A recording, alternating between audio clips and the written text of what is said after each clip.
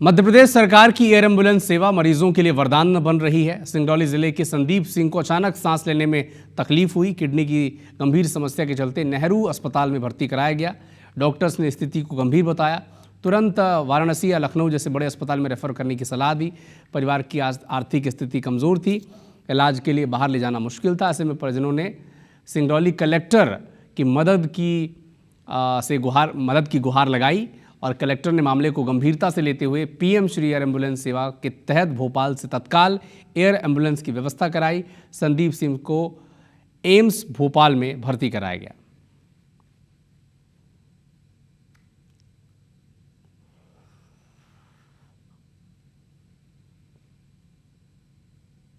गरीब से गरीब आदमी की जान बचाने के लिए एयर एम्बुलेंस की सुविधा की जो सौगात दी गई है वो एक बार फिर हमारे लिए लाभकारी सिद्ध हुई है। आज फिर सिंगरौली में पीएम श्री एयर एम्बुलेंस के माध्यम से जो सिंगरौली के संदीप सिंह की किडनी संबंधी कठिन और गंभीर बीमारी थी, जिसको तुरंत एम्स लाया था। एम्स में न केवल उसको एयर एम्बुलेंस से उठाया गया, बल्कि इस तरह से ये हमारी उस सेवा की प्रतिबद्धता को हमने सिद्ध किया जो हमने सार्वजनिक घोषणा की हुई है। मुख्यमंत्री डॉक्टर मोहन यादव ने भोपाल की शासकीय हमीदिया अस्पताल को बड़ी सौगात दी है। मुख्यमंत्री ने गांधी मेडिकल कॉलेज से संबद्ध प्रदेश के सबसे बड़े हमीदिया अस्पताल में आधुनिक एमआरआई और सीटी स्कैन मशीनों का लोकार्पण किया। इन मशीनों से आयुष्मान भारत और अन्य योजनाओं के मरीजों को मुफ्त जांच की सुविधा मिलेगी। साथ ही अब प्रदेश के सरकारी मेडिकल कॉलेज में सबसे पहले भोपाल में इन मशीनों की शुरुआत हो गई। समारोह में मुख्यमंत्री के साथ मंत्री विश्वास सारंग, मंत्री नरेंद्र शिवाजी पटेल, विधायक रामेश्वर शर्मा मौजूद रहे। मुख्यमंत्री डॉक्टर मोहन यादव ने कहा कि नई सीटी स्कैन और एमआरआई मशीन मरीजों के लिए कष्ट के समय जीवन दान देने जैसी है। ये मशीनें आधुनिक जांच के लिए ज़रूरी हैं। भोपाल जैसे संभाग केंद्र और राजधानी होने के कारण सीटी स्कैन और एमआरआई की जो नई मशीन का लोकार्पण हुआ है, ये हम सब के लिए कष्ट के समय में एक तरह से जीवन दान के बराबर भी है और जिनकी जांच करना है उस नाते से भी अत्यंत आवश्यक भी है। सरकारी हॉस्पिटलों में उन्नत से उन्नत टेक्नोलॉजी की नई नई मशीनों के आधार पर हमारी सरकार लगातार इस दिशा में काम कर रही है और मध्य प्रदेश में 40 से ज़्यादा मेडिकल कॉलेज हमारे अपने यहाँ प्रारंभ किए हैं। ये सरकार की हेल्थ के प्रति हमारी प्रतिबद्धता बताती है। छत्तीसगढ़ के सीएम विष्णुदेव साय ने जशपुर के बगिया में आयोजित कई कार्यक्रम में हिस्सा लिया। जनदर्शन कर आम जनता की समस्याएं सुनी, समाधान भी किया। सीएम ने बगिया में आयोजित कार्यक्रम में स्वच्छता दीदियों को सम्मानित किया। इसके अलावा आधुनिक सुविधाओं से लैस एम्बुलेंस को हरी झंडी दिखाकर रवाना किया। इसके अलावा मुख्यमंत्री ने 25 मेधावी छात्र छात्राओं को एनसीसी कैडेट बैच लगाकर उनके उज्जवल भविष्य के लिए शुभकामनाएं दी। प्रदेश के हर वर्ग के साथ बैठ के युवा, महिला, किसान, व्यापारी, मजदूर सबसे मिल बैठ के करीब 1 लाख लोगों के साथ संपर्क करके विजन डॉक्यूमेंट तैयार किए हैं और 2047 तक हम लोगों को भी अपने छत्तीसगढ़ को विकसित छत्तीसगढ़ के रूप में खड़ा करना है।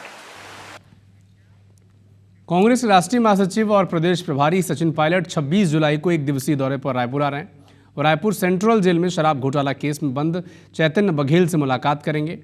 सचिन पायलट सुबह 8:50 के नियमित विमान से रायपुर पहुंचेंगे और लगभग 10:30 बजे सेंट्रल जेल जाकर चैतन्य बघेल से मुलाकात करेंगे। इसके बाद 4:30 बजे वापस दिल्ली के लिए रवाना हो जाएंगे। उनके साथ प्रदेश के प्रभारी सचिव विजय जांगीड़ और जरीता लैथफलांग भी मौजूद रहेंगे।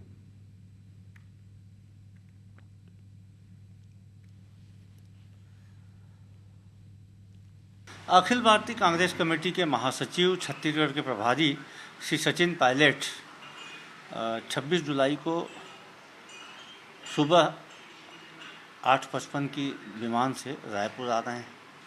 उसके बाद वे सवेरे लगभग 10 से 11 बजे के बीच जेल जाएंगे, जहां पे वे पूर्व मुख्यमंत्री श्री भूपेश बघेल के पुत्र चैतन्य बघेल से मुलाकात करेंगे और उसके बाद 2:55 की फ्लाइट से दिल्ली वापस जाएंगे।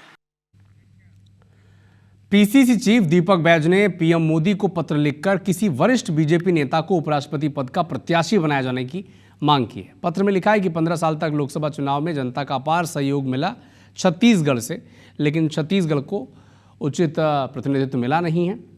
शिव डहरिया भी कह रहे हैं कि दीपक बैज ठीक मांग कर रहे हैं। दीपक बैज ने कहा कि महाराष्ट्र के पूर्व राज्यपाल रमेश बैस, छत्तीसगढ़ विधानसभा के मौजूदा अध्यक्ष डॉक्टर रमन सिंह, पूर्व गृहमंत्री ननकीराम कंवर, पूर्व विधानसभा अध्यक्ष धर्मलाल कौशिक, इनमें से किसी को उपराष्ट्रपति पद का प्रत्याशी बनाया जा सकता है। इस पर डॉक्टर रमन सिंह ने कहा कि बाहरी आदमी को बीजेपी की चिंता करने की जरूरत नहीं है।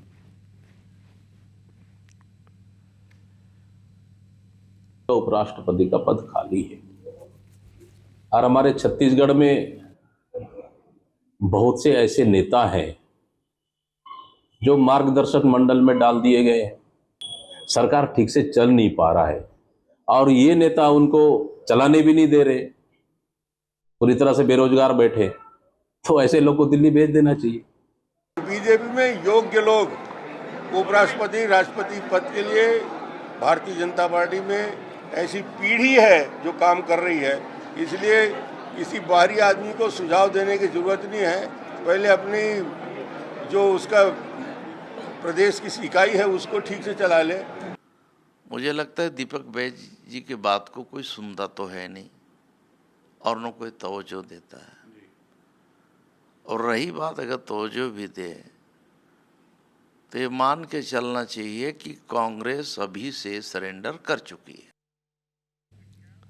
छत्तीसगढ़ बीजेपी सदस्यता अभियान में अच्छा काम करने वाले नेताओं और कार्यकर्ताओं का सम्मान करेगी। रायपुर के मुख्यमंत्री निवास में 2 अगस्त को सम्मान समारोह होगा। सीएम विष्णुदेव साय 3000 से ज़्यादा सदस्य बनाने वाले नेताओं और कार्यकर्ताओं का सम्मान करेंगे। बीजेपी के सदस्यता अभियान में प्रदेश के 60 लाख से ज़्यादा सदस्य बनाए गए हैं।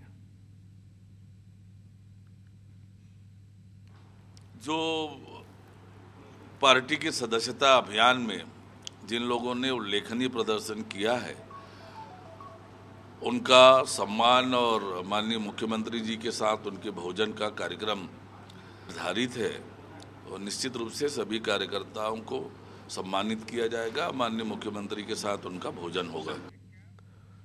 रायपुर में अरबों की बेशकीमती जमीन को छत्तीसगढ़ वक्फ बोर्ड की संपत्ति बताने वाले दावे को रायपुर संभाग आयुक्त ने खारिज कर दिया है। सालों से छत्तीसगढ़ वक्फ बोर्ड दावा कर रहा था कि नयापारा में खसरा नंबर 689, जिसका रकबा 4.5 एकड़ से ज़्यादा का है, ये ज़मीन मस्जिद की है और जांच के बाद इस दावे को खारिज किया गया।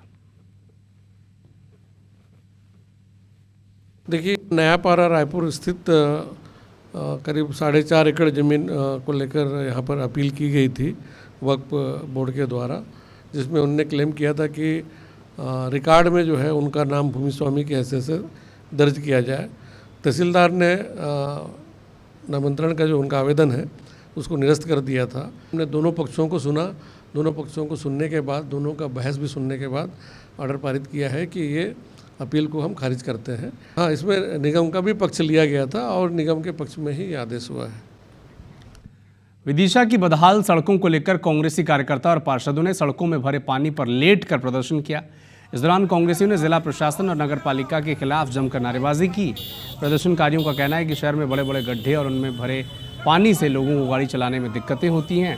इसके चलते आए दिन हादसे हो रहे हैं। साथ ही उन्होंने सड़क ठीक नहीं करवाने पर उग्र आंदोलन की चेतावनी भी दी।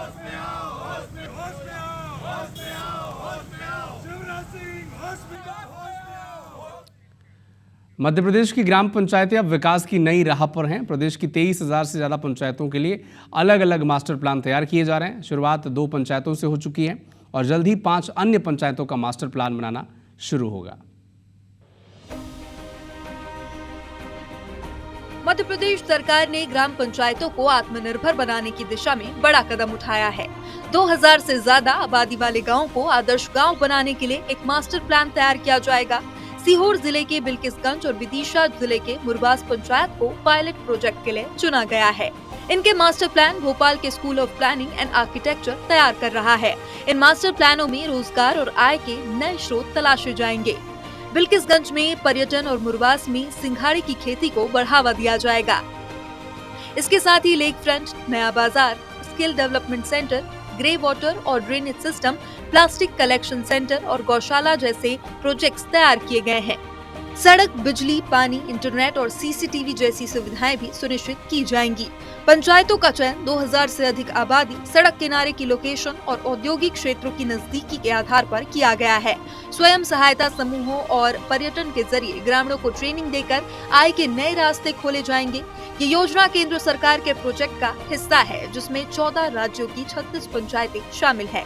एक बार इन 2000 की आबादी के ज्यादा के गांवों को एक बार मॉडल के तौर पर विकसित किया जाए। 5 संभागों से एक गांव को भी लिया गया है कि इनके मास्टर प्लान तैयार किए जाए, ताकि बाद में डेवलपमेंट के मॉडल के तौर पर अगर इसे एक्सेप्ट करना पड़े तो फिर प्लान बनाने में सुविधा होगी। हालांकि विपक्ष ने इस योजना पर तंज कसते हुए कहा कि शहरों के मास्टर प्लान अभी तक नहीं बन पाए और अब पंचायतों की बात हो रही है। वहीं सत्ता पक्ष ने इसे ग्रामीण विकास की दिशा में क्रांतिकारी कदम बताया। शहरों का मास्टर प्लान नहीं ला पाए हैं तो गाँवों की बात कर रहे हैं, पंचायतों के मास्टर प्लान की बात कर रहे हैं। ये भारतीय जनता पार्टी को शायद अब जनता को मूर्ख समझना बंद कर देना चाहिए। पंचायत के स्तर पर मास्टर प्लान बनता है, यदि पंचायत के भी सीमा की बिताने वाली भूमि की उपयोगिता, उसके भूमि उपयोग, विकास के आधार पर योजनाएं, प्राकृतिक संसाधनों का रखरखाव, नागरिक सुविधाओं की बात की जाती है तो कांग्रेस को उसमें आपत्ति क्या है? मध्य प्रदेश की ग्राम पंचायतें अब सिर्फ गांव नहीं बल्कि विकास और समृद्धि का नया मॉडल बनने जा रही है। Vivek Kumar पटैया, IBC 24, Bhopal. Ration card को लेकर केंद्र सरकार के एक नए निर्देश से छत्तीसगढ़ में कई मुश्किलें खड़ी हो सकती हैं। निर्देश ये है कि जो लोग 6 महीने से राशन नहीं ले रहे हैं उनका राशन कार्ड रद्द हो सकता है। राष्ट्रीय मीडिया से खबर आने के बाद प्रदेश में हलचल शुरू हो गई है, क्योंकि यहाँ राशन कार्ड कई सरकारी योजनाओं से लिंक है। इसमें सबसे बड़ी चुनौती है आयुष्मान कार्ड को लेकर। प्रदेश में नया आयुष्मान कार्ड बनाने के लिए राशन कार्ड होना ज़रूरी है। गरीबी रेखा से ऊपर के लाखों परिवारों ने नया राशन कार्ड बनवाया है ताकि उससे आयुष्मान कार्ड का लाभ वो ले सकें। अधिकांश परिवार ऐसे हैं जो महीनों से राशन नहीं ले रहे हैं। ऐसे में हज़ारों राशन कार्ड रद्द हो सकते हैं। हालांकि खाद्य आयोग के अध्यक्ष कह रहे हैं कि अभी केंद्र से कोई निर्देश आया नहीं है।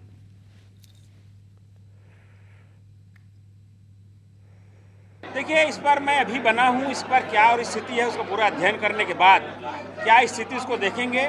लेकिन निश्चित रूप से किसी भी जो जरूरतमंद व्यक्ति है, जो हितग्राही है, उसका कोई नुकसान न हो, इस दिशा में आयोग निश्चित रूप से काम करेगा।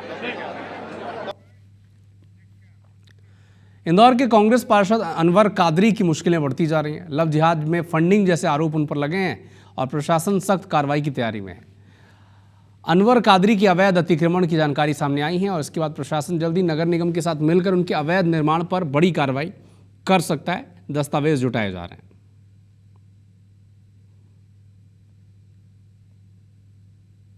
देखिए, एक डेलीगेशन आया था और अनवर कादरी के खिलाफ कार्रवाई हेतु उनके द्वारा मांग उठाई गई।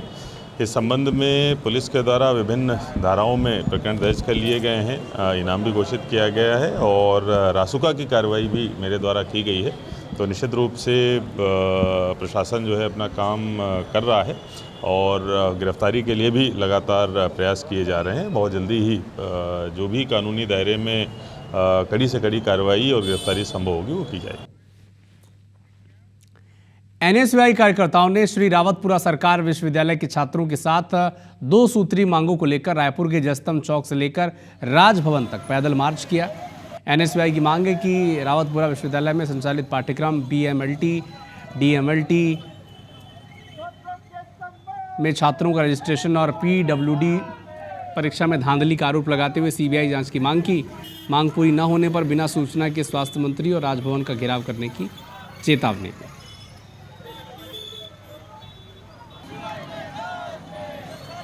श्री रावतपुरा सरकार विश्वविद्यालय में 4 पाठ्यक्रम BMLT, DMLT, ऑप्टोमेट्रियम, डायलिसिस के छात्र छात्राओं को रजिस्ट्रेशन मान्यता दी जाए तथा PWD परीक्षा में हुए धांधली में CBI जांच की मांग को लेकर मांगे पूरी नहीं होती तो हम स्वास्थ्य मंत्री के बंगले बिना बताए NSY की टीम वहां दबिश देने जाएगी। रजिस्ट्रेशन चाहिए हम लोग को।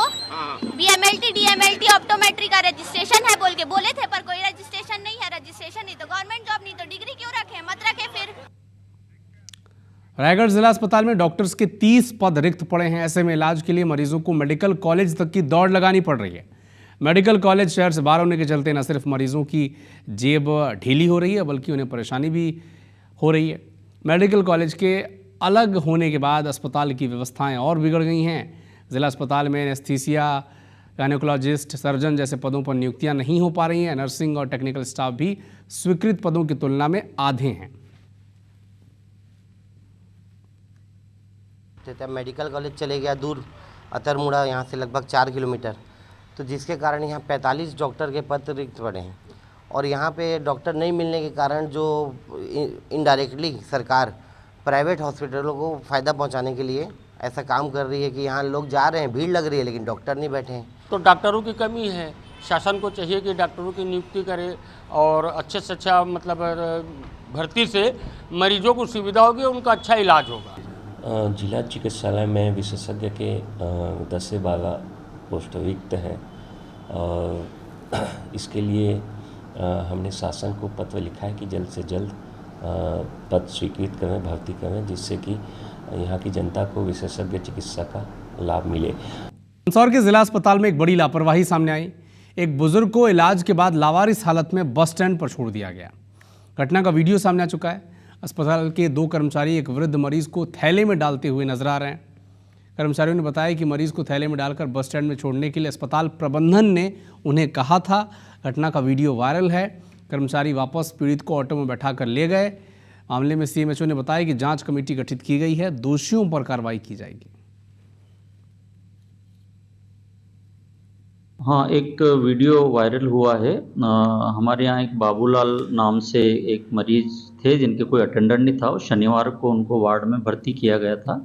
चिकित्सक द्वारा उनको करीबन 5 दिन भर्ती रखने के बाद में डिस्चार्ज किया गया। डिस्चार्ज के बाद चूंकि उनके कोई अटेंडेंट नहीं थे तो इसकी सूचना पुलिस को दी गई थी। उसके लिए एक मैंने जांच कमेटी बना दी है कि किसकी इसमें गलती रही है। जो भी होगा उसके खिलाफ कार्रवाई की जाएगी। मुरैना जिले के जौरा में एक छात्र की संदिग्ध मौत का मामला सामने आया। पगारा रोड पर स्थित अलग ज्योति पब्लिक आवासीय कोचिंग में पढ़ने वाले 8 वर्षीय छात्र सुमित गुर्जर की संदिग्ध हालत में मौत हो गई। परिजन का आरोप है कि बच्चे की मौत हॉस्टल संचालक की लापरवाही से हुई है, क्योंकि सुमित के शरीर पर अंदरूनी चोट के निशान हैं। परिजन पर यह भी सवाल है कि अगर हादसा रात में हुआ तो सूचना परिजनों को सुबह क्यों दी गई। ये भी जानकारी मिली है कि आवासीय कोचिंग अवैध रूप से चलाई जा रही थी। मूल रूप से मुरैना में एक रजिस्टर्ड स्कूल है। ये संचालक यशवीर गुर्जर ने ठेके पर लेकर जौरा में अवैध रूप से चला रखा था। पानी पीने के लिए बोला था, यहाँ ज़मीन पर गिर गया है वो। और हाल ही स्कूल का प्रिंसिपल सर को बोला है, हाल ही उठा करके तुरंत जिला हॉस्पिटल में ले गए हैं जौरा में। मूल स्कूल तो ज्वाला सिंह के पुरा पर है मुरैना में। उसके थ्रू मानो के मान्यता रखी है। 2 जगह उसकी शहर में इस टाइप के आवासीय हॉस्टल चल रहे हैं, तो इनकी अब जांच कराएंगे। और बच्चा ख़त्म हुआ तो उसका पीएम हो रहा है, तो उसमें स्पष्ट स्थिति आएगी कि क्या कारण से उसका वो हुआ ख़त्म हुआ है। और बाकी बीआरसी बीओपी में एक टीम बना के जाँच करवाएंगे।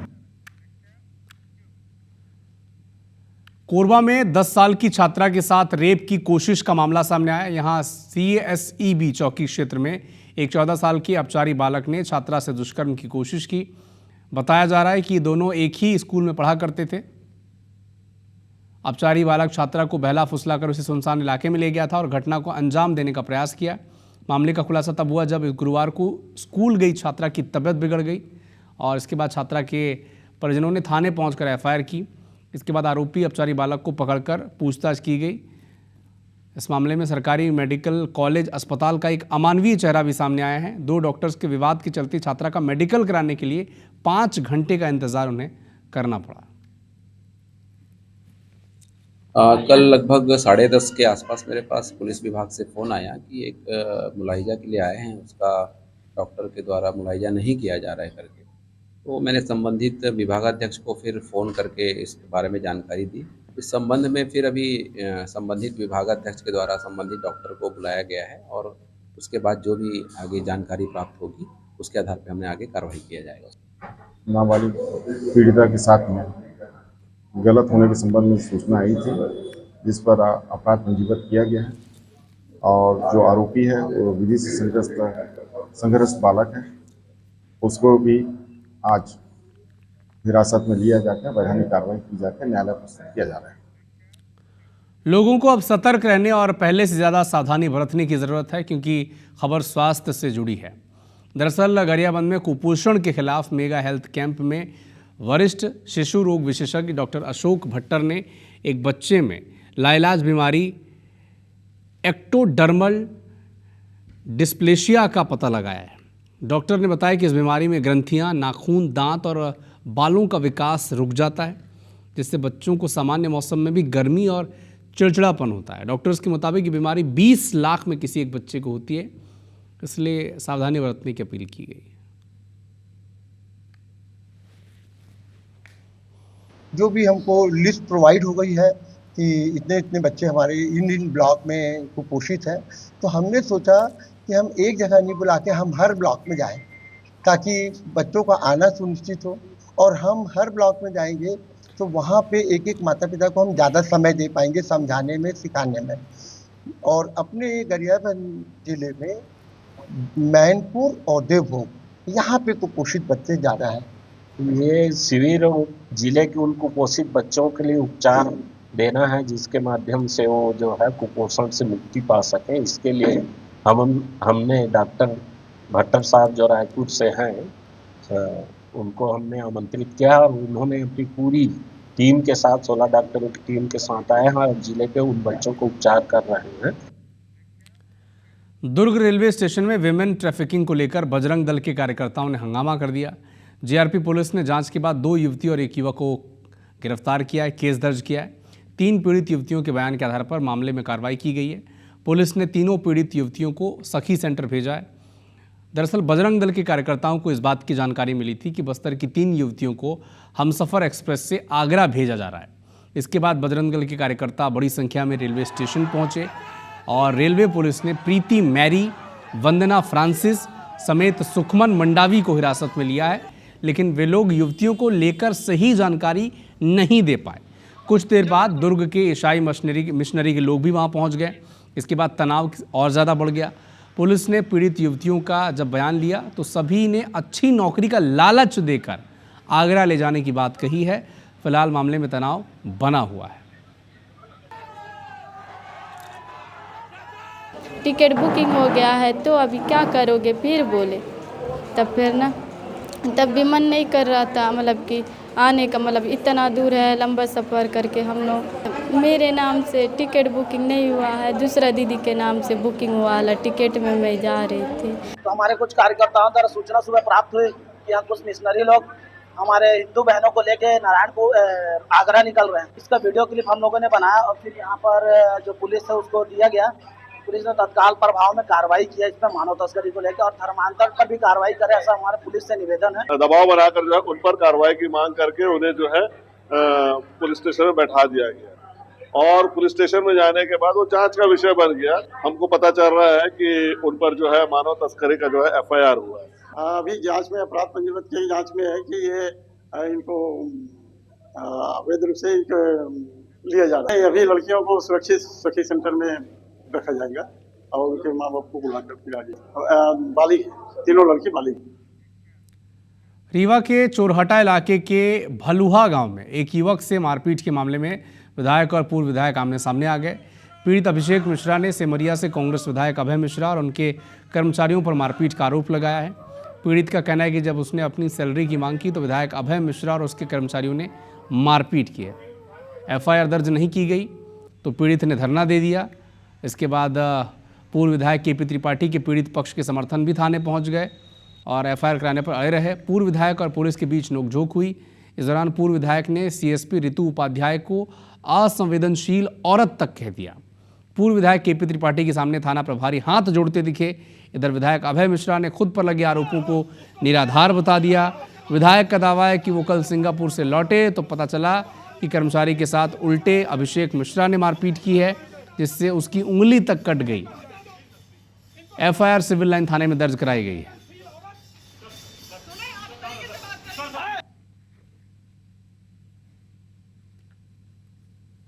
महीना था, मैं बोला पैसा मेरा दे दो, घर में खेती किसानी करता है, तो बोले नहीं देंगे पैसा। शाम के 6 बजे विधायक आएंगे तो निकाह से पैसा देंगे। मैं गया तो हमको 5-7 आवर पहले मारे अभय मिश्रा सेमरिया विधायक। फिर इसके बाद उधर सब चारों को दोनों करके गेट बंद करके हमको 2.5 घंटा उनके चमचों मारी। कल रात में मुझे लगभग 11:30-12 बजे किसी का भलुआ से फोन आया, भलुआ गांव से, कि लोगों ने कहा कि हम लोग भलुआ गांव के लोग सब इकट्ठा हैं। एक कर्मचारी अभय मिश्रा के यहाँ काम करता था, उसको भेड़ कर बंधक बनाकर बहुत मारा है। मैं सिंगापुर से परसों रात को बॉम्बे आया। जब मैं बॉम्बे एयरपोर्ट पे था तो मेरा एक कर्मचारी है अशोक त्रिपाठी, उसने मुझे फ़ोन किया कि भैया ये मारपीट ये होगा। तो मैं सोचा कि यह डिस्टर्ब कर रहे, तो मैंने उसको डांट के चुप करा दिया कि चलो बाद में आएंगे बात करेंगे। रीवा में पुलिस की लापरवाही का एक वीडियो सामने आया। वीडियो में साफ दिख रहा है कि हथकड़ी के साथ वारंटी रील बना रहे हैं और गाड़ी के अंदर एक पुलिसकर्मी भी मौजूद है। जानकारी के मुताबिक चोरहटा थाने से इन आरोपियों को कोर्ट में पेश करने के लिए ले जाया जा रहा है। उसी दौरान उन्होंने रील बनाई। मामले को लेकर एडिशनल एसपी आरती सिंह ने कहा कि इस वीडियो की जांच कराई जाएगी, जांच के बाद दोषियों पर कार्रवाई की जाएगी। ये वीडियो जानकारी में आया है तो निश्चित ही प्राथमिकता पे इसको वेरीफाई करवाया जाएगा कि आखिर ये वीडियो है कहाँ का, और यदि ये पाया जाता है कि यहीं का है और रीवा पुलिस का फोर्स उसमें था तो निश्चित ही उन लोगों के अगेंस्ट में कार्यवाही की जाए। उज्जैन पुलिस ने वाहन फाइनेंस कर चोरी करवाने वाले गिरोह का पर्दाफाश किया। पुलिस के मुताबिक ये गिरोह नशेड़ियों और मृतकों के परिजनों को मामूली रकम देकर उनके दस्तावेज ले लेते थे, फिर फाइनेंस कंपनियों के एजेंट की मिलीभगत से महंगे दोपहिया वाहन फाइनेंस करवा लेते थे और उन्हें बेचकर खुद ही वाहन दोबारा चोरी करवाते थे। गिरोह का मास्टरमाइंड नागदा निवासी इमरान उर्फ लालू है। इसके साथ 4 लोग मिलकर इस वारदात को अंजाम देते थे। 8 आरोपी गिरफ्तार हो चुके हैं। 13 दोपहिया वाहन भी उनसे जब्त की गई है। इसमें 4 आरोपियों को गिरफ्तार किया गया। पूर्व मृत पिता के नाम से फाइनेंस कराई, उसके बाद उसको एक व्यक्ति को बेचा, जिसको बेचा उसके द्वारा उसके 2 दिन बाद आवेश ने बताया कि 2 दिन बाद ही वाहन की चोरी हो गई। जब पुलिस ने सीसीटीवी फुटेज निकाले तो इसमें 3 आरोपियों को चिन्हित किया गया। ये तीनों जो बेचने वाला जावेद है उसके मित्र निकले। जब इन तीनों को पकड़ के पूछताछ की गई तो ऐसे 34 वाहन इन्होंने अलग अलग जगह से फाइनेंस कराए। अभी 13 वाहन इसमें बरामद किए गए। SCCL के कुसमुंडा खदान में कोयला चोरी का पर्दाफाश हो गया। 84 टन कोयला के साथ खाटू श्याम ट्रांसपोर्टर के 4 गाड़ियों को जब्त किया गया। इस खबर के बाद कोयला चोरी करने वाले काले कारोबारियों में हड़कंप मच गया है।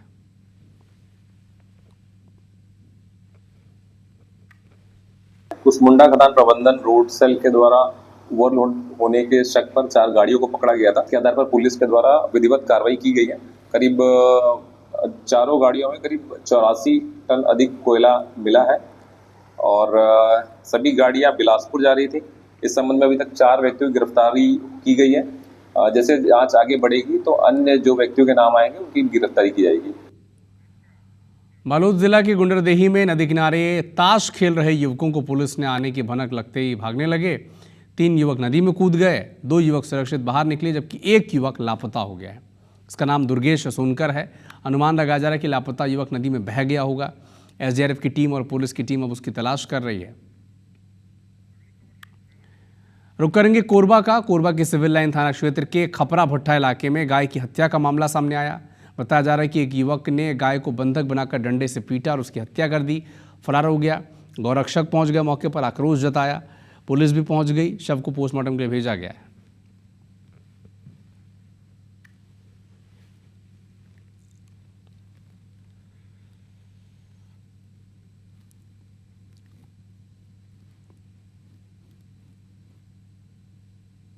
बुधवारी बाजार में हमें सूचना मिली कि एक गाय को पप्पू साहू नामक व्यक्ति द्वारा रात में डंडे वंडे से मारकर उसकी हत्या कर दी गई है। इसके बाद हम सभी बजरंग दल और गौ सेवक पहुंचे तो इस स्थिति में देखा कि एक गौ माता मृत पड़ी है। तो इसके पश्चात अपन पुलिस चौकी गया, केस लिखवाए इसके नाम से। तो अब आगे कार्यवाही चाहते हैं सर। ओडिशा के कोरापुट में एक डिप्टी रेंजर के घर से 1.4 करोड़ रुपए कैश मिला। जयपुर वन रेंज के डिप्टी रेंजर रामाचंद्र नेपाक के खिलाफ आय से अधिक संपत्ति के मामले में बड़ी कार्रवाई हुई। उनके फ्लैट से 1.4 करोड़ रुपए नगद, 4 सोने की ईंटें और प्रत्येक 10 ग्राम वजन वाले 16 सोने के सिक्के बरामद किए गए। विजिलेंस विभाग ने बयान जारी कर बताया कि जब्त की गई नकदी के गिनने के लिए काउंटिंग मशीनें मंगाई गई थी। वहीं जब्त सोने का वजन करने के लिए स्पेशल मशीन मंगाई गई थी। विजिलेंस विभाग के अनुसार नेपाक वर्तमान में जयपुर वन रेंज में डिप्टी रेंजर कम इंचार्ज रेंजर के पद पर तैनात हैं। उनकी मासिक नेट सैलरी लगभग 70,000 रुपये और ग्रॉस सैलरी लगभग 77,000 रुपये है। ऐसे में विजिलेंस विभाग अब संपत्ति के स्रोत की गहन जांच कर रहा है।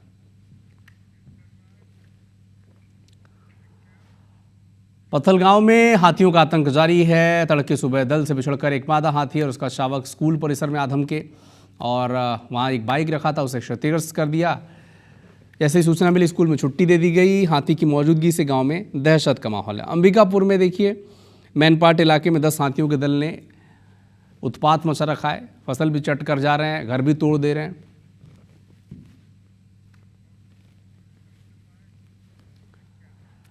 और अब खबर सांपों की दहशत की। सागर के देवरी कला स्थित एक सरकारी कन्या उच्चतर माध्यमिक विद्यालय है। यहाँ पर लगातार कोबरे का सांप निकल रहा है। दहशत का माहौल है।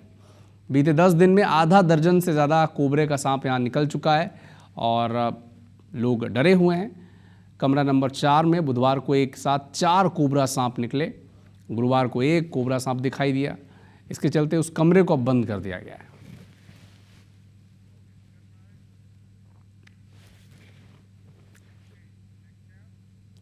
बिलासपुर हाईकोर्ट में छत्तीसगढ़ में फार्मासिस्ट ग्रेड 2 पदों को लेकर चल रहे विवाद पर सुनवाई हुई। भर्ती प्रक्रिया को चुनौती देने वाली याचिका पर सुनवाई करते हुए कोर्ट ने याचिकाकर्ताओं को अंतरिम राहत दी है। 30 जून को छत्तीसगढ़ सरकार की ओर से फार्मासिस्ट ग्रेड 2 पदों को लेकर एक विज्ञापन जारी किया गया था, जिसमें केवल डिप्लोमा इन फार्मेसी धारकों को ही पात्र माना गया था।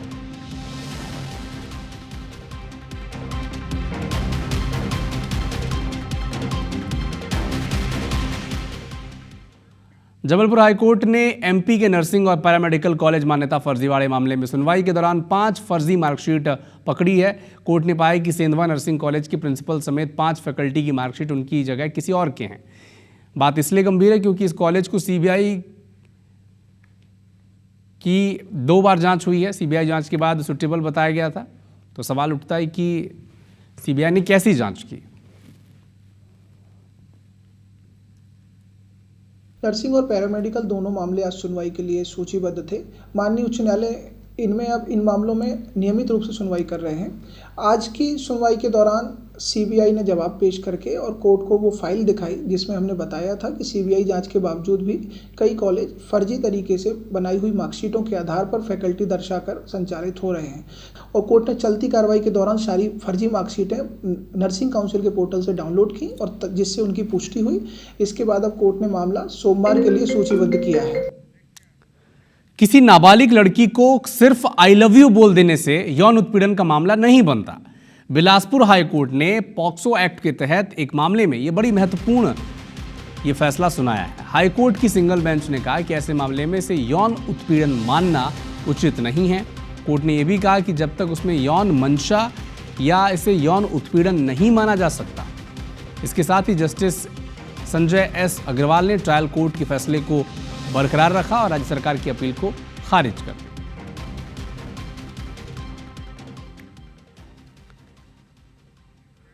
छत्तीसगढ़ में मानसून पूरी तरह से एक्टिव है। 8 तस्वीरें आपको दिखाते हैं। जांजगीर के नदी नाले उफान पर हैं। कई गांव से संपर्क टूट चुका है।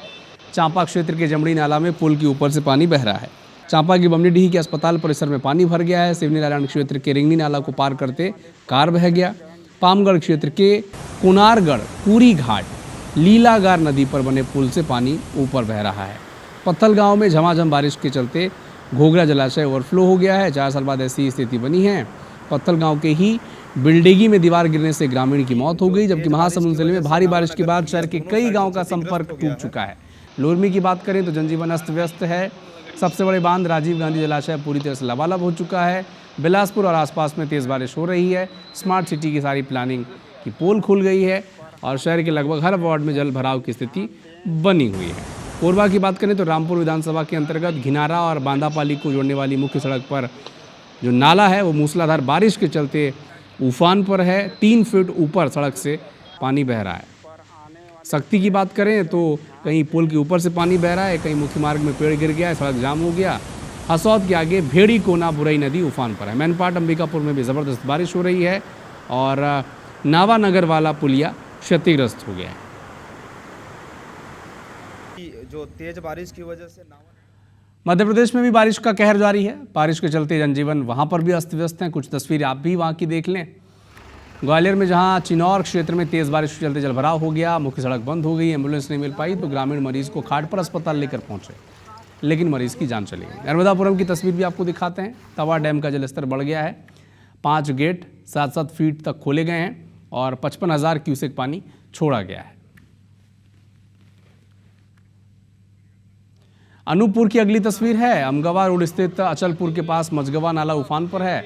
2 फीट पानी ऊपर पुल के बह रहा है और स्कूल वाहन भी फंस जा रहे हैं रास्ते में। 4 वर्ष की बच्चे की नाले में फंस जाने से एक मौत हो गई थी। इसके बावजूद सुरक्षा इंतजाम पर ध्यान नहीं दिया जा रहा। अनूपपुर के कोतमा नगर पालिका के वार्ड नंबर 7 की तस्वीर अब देख रहे हैं आप। जलभराव की स्थिति वहाँ पर है। नाली की साफ सफाई होती नहीं है। जैसी बारिश होती है सड़कों पर पानी आपको नजर आएगा। अभी क्या चाह रहा है आपका? आरंग के गांधी इंग्लिश मीडियम स्कूल में न्यूज़पेपर पढ़ने की एक अभिनव पहल शुरू की गई है। हर दिन प्रार्थना सभा के बाद अखबार पढ़ने का वक्त निर्धारित किया गया। प्रत्येक कक्षा को सप्ताह में कम से कम 2 दिन न्यूज़पेपर पढ़ने का मौका दिया जा रहा है। इस पहल के तहत छात्रों को अंग्रेजी और हिंदी दोनों भाषा के प्रमुख न्यूज़पेपर उपलब्ध कराए जा रहे हैं। स्कूल प्रशासन का मानना है कि इस पहल से छात्रों में ज्ञान बढ़ने के साथ भाषा का विकास, सोचने की क्षमता और करियर जागरूकता में उल्लेखनीय सुधार होगा। जब से हमने स्कूल में न्यूज़पेपर पढ़ना चालू किया है, हमारे लैंग्वेज में, जनरल नॉलेज में, इंडिया में क्या इंसिडेंट्स हो रहे हैं उसमें बहुत सुधार आया है और हमारी जनरल नॉलेज भी बढ़ रही है। कुछ दिन पहले से ही हमारे स्कूल में ये प्रयोजना शुरू हुई है, जिससे पहले हम लोग बहुत ही सोशल मीडिया में, मोबाइल में ध्यान देते थे, जिससे हमारे शरीर पे और हमारे आंखों पे बहुत ज्यादा प्रभाव पड़ता था। हम लोग न्यूज़पेपर इसी हफ्ते से पढ़ रहे हैं और जब बाकी बच्चों की असेंबली होती है तो एक क्लास के बच्चे न्यूज़पेपर पढ़ते हैं और एक हफ्ते में हमारी 2 दिन न्यूज़पेपर की कक्षा होती है। काफी दिनों से डायरेक्टर सर के साथ ऑब्जर्व कर रहे थे कि बच्चे सोशल मीडिया की वजह से जो पठन पाठन की समस्या है उससे विमुख हो रहे हैं। तो इस समस्या को दूर करने के लिए हमारे ऑनरेबल डायरेक्टर सर ने हमें सजेशन किया कि क्यों ना बच्चों को कुछ कालखंड के लिए न्यूज़पेपर पढ़ाने के लिए उन लोगों को प्रेरित किया जाए। न्यूज़पेपर रीडिंग का ये आइडिया मैं सही मायनों में कहूँ तो परिस्थितियों से जनित एक प्रेरणा हुई मेरे लिए। मोबाइल में जो डाइवर्शन हो रहा है वो मोबाइल को न्यूज का एक स्रोत मानकर चलने लगे हैं, लेकिन वहां पे इस विकल्प में उनको बहुत सारी चीजें ऐसी होती हैं उनको दिग्भ्रमित करती हैं, भ्रामक खबरें होती हैं, फेक न्यूज होते हैं और ऐसी बहुत सारी चीजें होती हैं जिससे उनमें दिशाहीनता आती है। तो हमने सोचा क्यों ना इस दिशा में एक प्रयास किया जाए और वो प्रयास हम स्कूल से एक नई शुरुआत दें और हमने एक नई पहल इसके लिए की। इंदौर के एक नए स्टार्टअप ने ऐसा रिमोट कंट्रोल सिस्टम तैयार किया है जिससे भारत अब ड्रोन टेक्नोलॉजीज के क्षेत्र में विदेशी कंपोनेंट्स पर निर्भर नहीं रहेगा। इस प्रणाली का नाम है वाचक, जो कि देश का पहला 100% मेड इन इंडिया ड्रोन है। दरअसल भारत में इस्तेमाल होने रहे ड्रोन चाहे स्वदेशी हो या आयातित, उसके रिमोट कंट्रोल यूनिट्स में विदेशी पार्ट्स का इस्तेमाल ज़रूर होता था, लेकिन वाचक एक ऐसा सिस्टम है जिसमें एक भी विदेशी पुर्जा इस्तेमाल नहीं किया गया है। वाचक के जरिए अब भारत में सुरक्षा एजेंसी, कृषि, इंफ्रास्ट्रक्चर, रक्षा और औद्योगिक क्षेत्रों में इस्तेमाल होने वाले ड्रोन पूर्ण रूप से इंडोजेनिक होंगे। क्योंकि हमको भारत को आत्मनिर्भर भारत बनाना है तो हमने एक पूरा ड्रोन जिसका हर एक कंपोनेंट भारत में बनाया है और साथ ही हमने एक रिमोट कंट्रोल बनाया जिसका नाम हमने दिया वाचक। ये रिमोट कंट्रोल पूर्णतः स्वदेशी है। हमारे ड्रोन जो होंगे वो जैम या हैक नहीं हो पाएंगे, ताकि हम आराम से जो अपनी एक्टिविटी है हमारे सैन्य फोर्सेस उसको आराम से कर पाएंगे।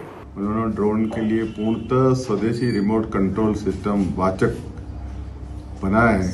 मुझे बताया गया है कि इस रिमोट को जैम भी नहीं कर सकते हैं, हैंग भी नहीं कर सकते हैं और ये एक अत्याधुनिक रिमोट है और पाइजर टेक्नोलॉजी को इसके बनाने पर मैं बहुत सारी बधाई देता हूँ। स्वच्छता और स्मार्ट सिटी जैसे क्षेत्रों में देश भर में मिसाल बन चुके इंदौर ने अब पर्यावरण संरक्षण क्षेत्र में भी बड़ी उपलब्धि हासिल की है। शहर को अब अंतर्राष्ट्रीय स्तर पर वेटलैंड सिटी की मान्यता मिल गई है। सम्मान इंदौर को रामसर साइट्स के आधार पर दिया गया। खास बात यह है कि जिम्बाब्वे में आयोजित एक वैश्विक कार्यक्रम में इंदौर को इस उपलब्धि के लिए सम्मानित भी किया गया। इंदौर को ये खिताब सिरपुर तालाब और यशवंत सागर जलाशय के संरक्षण और विकास के चलते मिला है।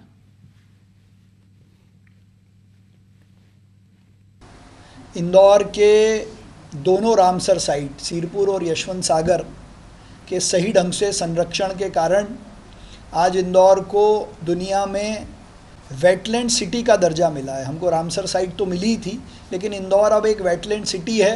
लगातार पर्यावरण संरक्षण के क्षेत्र में गंभीरता से विषयों को आगे बढ़ाने के लिए इंदौर को वेटलैंड सिटी का दर्जा मिलना अपने आप में एक अंतर्राष्ट्रीय उपलब्धि है। खरगोन जिले की गोगावा तहसील का मोहम्मदपुर गांव अब नए नाम बजरंगपुर से जाना जाएगा। लगभग 700 साल बाद गांव को अब तीसरा नाम बजरंगपुर मिला है। बजरंगपुर में करीब 500 साल पुरानी प्राचीन स्वयंभू बजरंगबली की मूर्ति स्थापित है, जहां दूर दूर से श्रद्धालु मन्नत लेकर पहुंचते हैं। इसी धार्मिक आस्था के चलते ग्रामीण कई वर्षों से इस गांव का नाम बजरंगपुर करने की मांग कर रहे थे। गांव का नाम बदलने से ग्रामीणों ने खुशी जताई। प्रयास में लगे हैं कि ग्राम का नाम मोहम्मदपुर से बदलकर पुनः ग्राम में हनुमान जी का बहुत प्राचीन मंदिर है। बजरंगबली के प्रति ग्रामवासियों की और क्षेत्रवासियों की श्रद्धा है, तो बजरंगबली के नाम से ग्राम का नाम बजरंगपुर किया जाए, ऐसी हम की वर्षों की मांग थी। जो शासन प्रशासन ने, माननीय विधायक जी ने, माननीय सांसद जी ने हमारी मंशा को समझा और वर्तमान सरकार ने हमारी मांग को मानकर ग्राम का नाम मोहम्मदपुर से बदलकर बजरंगपुर किया। हम सभी का आभार व्यक्त करते हैं कि जनता ने चाहा कि यहाँ का नाम बदला जाए, बजरंगपुर करा जाए, क्योंकि जब मोहम्मद गजनवी आया था तो उसने इस गांव का नाम परिवर्तन करके गया था। और हम लोग हिंदू लोग चाहते हैं कि हमारी जो नाम चला आया है, पुराना नाम जो भी था पुराना बजरंगपुर, उसको वापिस वही नाम रखना। श्रावण माह में बाबा महाकाल की नगरी उज्जैन में श्रद्धालुओं का सैलाब उमड़ रहा है। देश ही नहीं बल्कि विदेशों से भी बड़ी संख्या में भक्त भगवान महाकालेश्वर के दर्शन के लिए पहुंच रहे हैं। श्रद्धा और आस्था से ओतप्रोत इन भक्तों की ओर से मंदिर में दान की जाने वाली राशि में उल्लेखनीय वृद्धि देखी जा रही है। महाकाल मंदिर प्रबंध समिति द्वारा दी गई जानकारी के मुताबिक सावन में अब तक 25 लाख से अधिक श्रद्धालु भगवान महाकाल के दर्शन कर चुके हैं। दान की राशि 2 करोड़ से अधिक पहुंच चुकी है। देखिए, श्रावण मास में बहुत अधिक संख्या में श्रद्धालु जो है बाबा महाकाल के दर्शन के लिए पधार रहे हैं और निश्चित रूप से जब दर्शन के उपरांत, दर्शन लाभ के उपरांत वो अपनी श्रद्धा से जो है दान भी मंदिर को दे रहे हैं।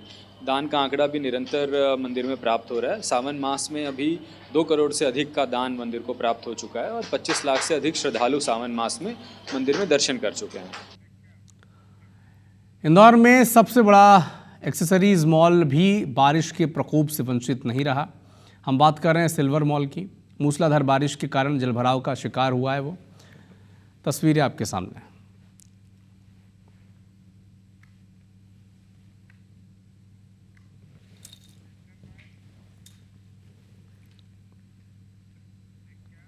छत्तीसगढ़ में युवाओं के नशा करने की घटनाएं आए दिन बढ़ते जा रही हैं। हाल ही में एक वीडियो सोशल मीडिया पर वायरल हो रहा है जिसमें एक युवती ड्रग्स लेते दिख रही है।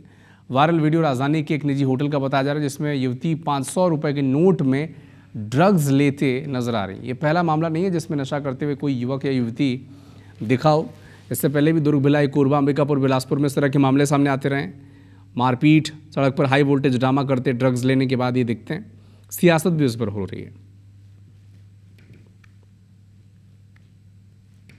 लगातार रायपुर राजधानी और छत्तीसगढ़ में ड्रग्स और अवैध नशीली दवाइयों को लेकर एक अलग माफिया काम कर रहा है। भारतीय जनता पार्टी की डबल इंजन की सरकार है। आखिर ये ड्रग्स आ कहां से रहा है?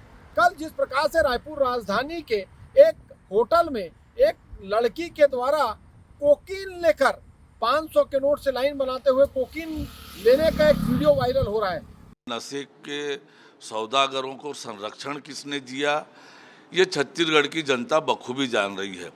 राज्य में हमारी सरकार बनने के बाद नशे के खिलाफ, नशे के सौदागरों के खिलाफ लगातार कार्यवाहियाँ की गई है। तो जहाँ पर भी इस तरह के विषय आएंगे ठोस और मजबूत कार्यवाही होगी। रायपुर में इन दिनों वाहनों में HSRP यानी हाई सिक्योरिटी रजिस्ट्रेशन प्लेट लगाना अनिवार्य है, लेकिन इसको लेकर अब लोगों को परेशानी होने लगी है। HSRP के लिए RTO विभाग ने एक राशि तय कर रखी है, 2 पहिया वाहन के लिए 365 रुपये, लेकिन चॉइस सेंटर से फॉर्म भरने पर लोगों से 400 से 600 रुपये तक लिए जा रहे हैं। स्थानीय लोगों के मुताबिक अधिक राशि देने के बाद भी सही समय पर HSRP प्लेट नहीं लग पा रही है। और अब RTO विभाग के अधिकारियों से बात की गई तो उन्होंने बताया कि HSRP के लिए RTO विभाग की वेबसाइट से फॉर्म भरना है और राशि की भुगतान भी ऑनलाइन ही करना है।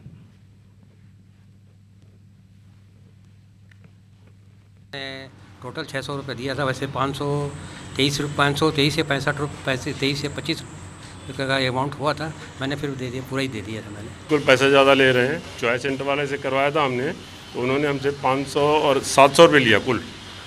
200 रुपये बोले नंबर उसका आपका वो एड नहीं है, 200 रुपये उसका ले लिया मोबाइल नंबर का। और 5 चॉइस सेंटर की बात है तो इसमें विभाग द्वारा किसी भी चॉइस सेंटर या परिवहन सुविधा केंद्र को अधिकृत नहीं किया गया है।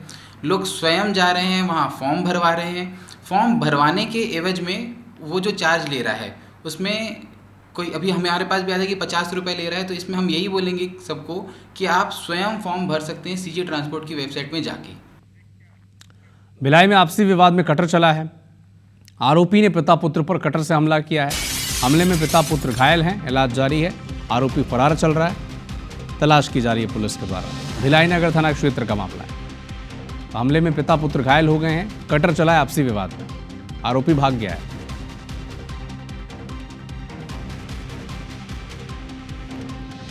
आपसी विवाद में भिलाई में कटरबाजी हो गई।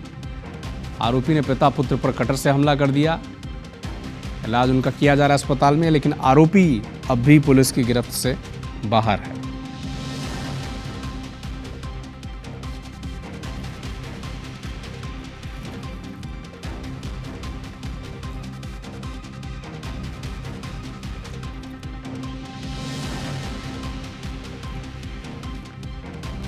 तो भिलाई नगर थाना क्षेत्र का ये मामला है। कटरबाजी हुई, आपसी विवाद में पिता पुत्र पर कटर चला दिया गया, घायल हो गए, अस्पताल पहुंच गए। आरोपी फरार चल रहा है।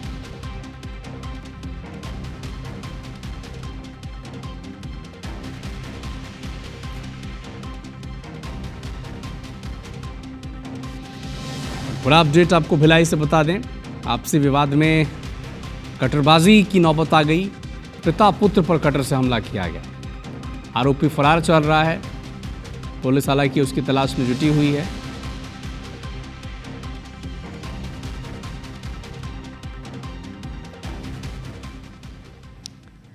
बालोद जिला के गुंडरदेही में नदी किनारे ताश खेल रहे युवकों को पुलिस के आने की भनक लगी। युवक भागने लगे। इस दौरान 3 युवक नदी में कूद गए, 2 सुरक्षित बाहर निकले, 1 युवक लापता हो गया। नाम उसका दुर्गेश सोनकर है। एसडीआरएफ की टीम अब उसकी तलाश कर रही है।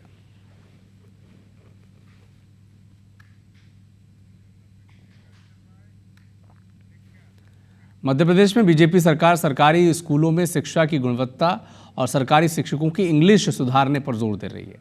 इसके लिए शिक्षकों को ट्रेनिंग भी दी जाएगी, जिससे शिक्षकों की इंग्लिश लिटरेचर सुधारा जा सके, ताकि शिक्षकों को बच्चों की अंग्रेजी पढ़ाने और सिखाने में मदद मिले। स्कूल शिक्षा विभाग के इस फरमान के बाद अब सियासत भी इस पर शुरू हो चुकी है। एक रिपोर्ट आप देखें। प्रदेश में इंग्लिश की पढ़ाई के लिए सरकारी स्कूलों के शिक्षकों को प्रशिक्षण दिया जाएगा। इसके लिए स्कूल शिक्षा विभाग ने विशेष व्यवस्था की है। स्कूल शिक्षा विभाग के साथ एक राज्य स्तरीय शिक्षक प्रशिक्षण संस्थान इंग्लिश लर्निंग ट्रेनिंग इंस्टीट्यूट इस मुहिम पर काम कर रही है। ये संस्थान राज्य के सभी विद्यालयों में इंग्लिश भाषा संबंधी अकादमिक और ट्रेनिंग के क्षेत्र में सहयोग कर रहा है। इंस्टीट्यूट ने हैदराबाद के इंग्लिश और विदेशी भाषा विश्वविद्यालयों से मदद मांगी है। मध्य प्रदेश में इंग्लिश लैंग्वेज सिखाने वाले शिक्षकों को अब ट्रेनिंग दी जाएगी। यह ट्रेनिंग लेने के बाद बच्चों को अंग्रेजी पढ़ाएंगे। इंग्लिश लर्निंग इंस्टीट्यूट को यह जिम्मेदारी दी है कि प्रदेश के अंग्रेजी पढ़ाने वाले शिक्षकों को ट्रेनिंग दी जाए, और इस पर अब सियासत भी शुरू हो गई है। कांग्रेस ने आपत्ति जताते हुए कहा कि जो सरकार हिंदी को बढ़ावा देने की बात कर रही है वो अब अंग्रेजी सिखा रही है शिक्षकों को। सरकार के इस मुहिम के लिए ELTI ने नया कैलेंडर तैयार किया है। इसके तहत शिक्षकों को ट्रेनिंग दी जाएगी।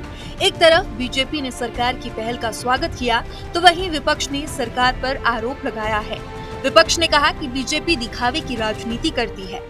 हाँ, वो एक सरकार ने एक समायोजन की प्रक्रिया अपनाई है, क्योंकि कई स्कूलों में जो सब्जेक्ट हैं पर सब्जेक्ट के हिसाब से उस समय टीचर उपलब्ध नहीं हो पाते, तो इसलिए सब चीज़ों की ये कोशिश की जा रही है कि जहाँ हिंदी का है वहाँ हिंदी का, जहाँ इंग्लिश का है वहाँ इंग्लिश का, इस तरह की प्रशिक्षण उनको देकर और पढ़ाई सुचारू रूप से चले और जिसका जानकारी छात्रों को नियमित रूप से मिले, इस तरह की शिक्षा विभाग ने योजना बनाई। ये कह रहे गीता पढ़ाएंगे कॉलेज में, तो पढ़ाएगा कौन? भाई जिसने पढ़ी होगी गीता वही ना पढ़ाएगा। यही गीता पढ़ाएगा कि स्टेशनों के नाम बदल दो, आदमी के नाम बदल दो, सड़कों के नाम बदल दो। जितने भी भारतीय जनता पार्टी के नेता हैं ना, ये सब हिंदी की बात करते हैं। इनके सबके बच्चे विदेशों में पढ़े और अंग्रेजी माध्यम से पढ़े हैं। प्रदेश में शिक्षा व्यवस्था को बेहतर करने के प्रयास जारी हैं। शिक्षा में तकनीक का इस्तेमाल के अलावा बदलते समय के साथ आगे बढ़ा जा रहा है। लेकिन प्रदेश में जब भी शिक्षा व्यवस्था की बात होती है, उस पर सियासत भी शुरू हो जाती है। कांग्रेस प्रदेश में बदहाल शिक्षा व्यवस्था का हवाला देती तो बीजेपी कांग्रेस को उसके कार्यकाल का आईना दिखाती है। विवेक कुमार पटैया, IBC 24, भोपाल। जल संकट से जूझ रहे ग्वालियर शहर में जल संरक्षण के प्रयास पूरी तरह से फेल दिखते हैं। तिघरा बांध में पर्याप्त जलभराव होने के बावजूद नगर निगम की लापरवाही के चलते मात्र 10 दिनों में लगभग 2 अरब लीटर पानी बर्बाद हो गया। एक रिपोर्ट आप देखें।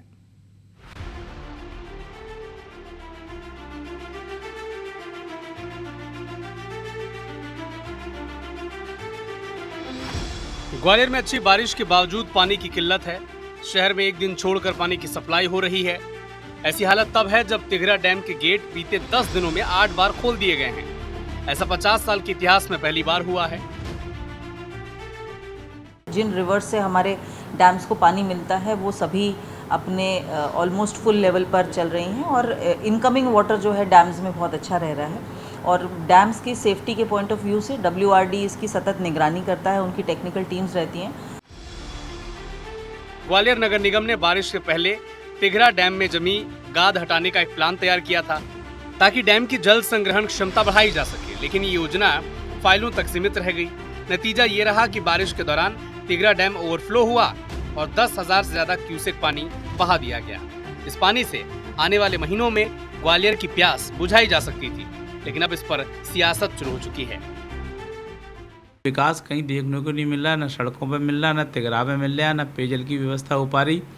हजारों लाखों लीटर पानी बर्बाद हो गया, जिससे ग्वालियर की जनता की 6 महीने तक प्यास बुझाई जा सकती थी, लेकिन उसका गहरीकरण सरकार की कोई योजना नहीं है। उसमें पिछले कई वर्षों से लगातार गाज और रेत मट्टी नीचे सतह पर धीरे धीरे पहाड़ियों से आगे जमा होती जा रही है, उसको निकालने का काम आज तक नहीं किया। जो सुझाव लोग देते हैं वो सही है, इस सेंस में सही है कि उसका डेड स्टोरेज बढ़ जाएगा और उससे फिर जो ग्राउंड वाटर लेवल है बाकी एरिया के आसपास उसका फ़ायदा होगा। पर 1 साल के लिए पानी बढ़ जाएगा उसकी क्वांटिटी, ऐसा तो नहीं होगा। पर ये बात सही है कि डेड स्टोरेज बढ़ जाएगा और कैपेसिटी बढ़ जाएगी तो वाटर लेवल और अच्छा हो जाएगा। ग्वालियर का तिघरा डैम 24 मीटर ऊंचा और 1341 मीटर लंबा है। इसकी क्षमता 4.8 मिलियन क्यूबिक मीटर है।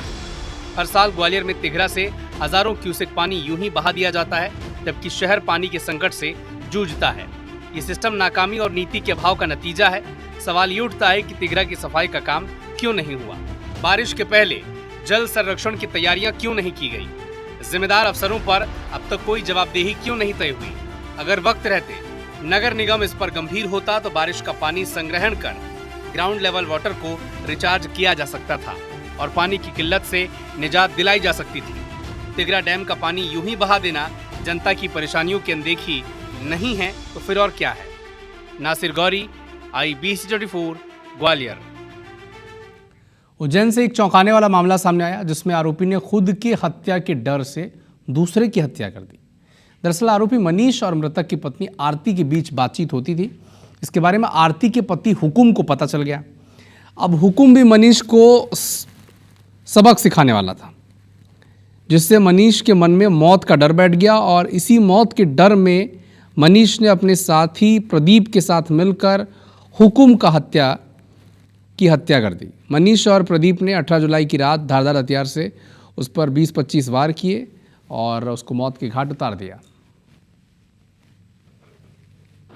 ये 18 जुलाई को हुकुम गिरवाल, ये भगतपुरी गांव बिरला ग्राम थाने के अंतर्गत रहते हैं। इनकी रात में 11:30 बजे के आसपास 2 नकाबपोश लोगों ने लाठी और धारदार हथियार से इनके घर में घुसकर हत्या कर दी थी। इसमें जो मुख्य आरोपी मनीष पाटीदार है, इसकी लगातार जो पत्नी है आरती से पिछले कई समयों से बातचीत थी, जिसके संबंध में इनके पति हुकुम गिरवाल को शक था और इनके बीच में वाद विवाद भी हुआ था। तकनीकी साक्ष्यों के आधार पर दोनों आरोपियों को गिरफ्तार किया गया। इन दोनों ने इस घटना को कारित करना स्वीकारा है। इनको रिमांड पे लिया गया, इनके पास से आला जरब भी जब्त किया गया। फिलहाल इस बुलेटिन में इतना ही। नमस्कार।